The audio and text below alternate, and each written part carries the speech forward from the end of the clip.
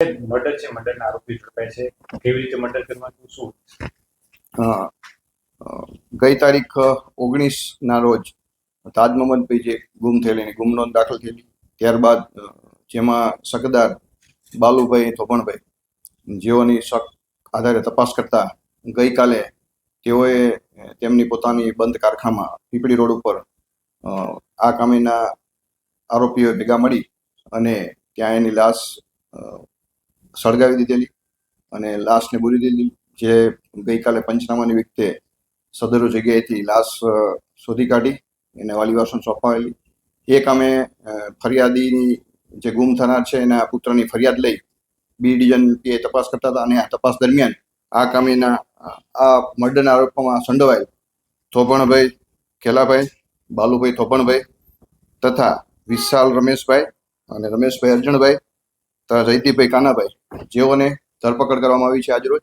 તેઓમાં ગુનાની વિગત એવી છે કે આ લોકોએ જમીનના પૈસા બાબતે થોપણભાઈ અને આ કામેના મરણ જનાર વચ્ચે જમીન લે વેચ કરતા હતા. પૈસાની માંગણી એને બાકી હોય, સોદાખત કરેલું હોય અને જમીન બાબતે બંને વચ્ચે એના પુત્ર જે આ જમીનના સોદા માટે જગ્યા જોવાનું કહી એની ગાડીમાં લઈ ગઈ. ત્યારથી એની સાથે અન્ય બે આ કામેના આરોપીઓ સાથે રાખી અને ભડિયાદ ખાતેના ફાર્મ હાઉસ ખાતે માર મારી અને બધાએ ભેગા થઈ અને માર મારેલ એમાં સદરુ કામે તાજ મોહમ્મદ છે એમનું ખૂન થઈ ગયેલું અને બાદ એની લાશનો નિકાલ કરવા માટે પીપળી પાસેનું બંધ કારખાનું છે ત્યાં લઈ જઈ અને લાશને ખાડો ખોદી સળગાવી અને માટી નાખીને લાશ જે જગ્યાથી ત્યાં પાકું ધાબુ કરી અને પુરાવાનો નાશ કરેલ. આ બાબતે જુદી જુદી આઈપીસીના જુદી જુદી કલમો હેઠળ ગુનો દાખલ કરવામાં આવેલ છે અને 5 આરોપીને આજરોજ ધરપકડ કરવામાં આવે છે.